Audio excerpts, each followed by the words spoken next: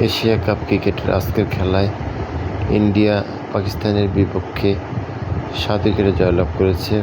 প্রথমে ব্যাট করতে নেমে পাকিস্তান নির্ধারিত 20 ওভারে 9 উইকেটে 127 রান করে। পাকিস্তানের পক্ষে সর্বোচ্চ 40 রান করেন ফারহান।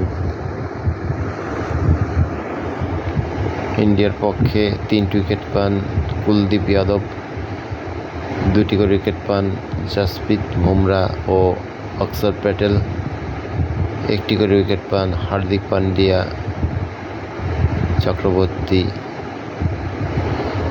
জবাবে ইন্ডিয়া 15 ওভার 5 বলে 3 উইকেটে 131 রান করে। দলের পক্ষে সর্বোচ্চ 47 রান করেন সুরাইয়া কুমার যাদব, নট আউট ছিলেন। পাকিস্তানের পক্ষে সাইম আইয়ুব 3 উইকেট পান।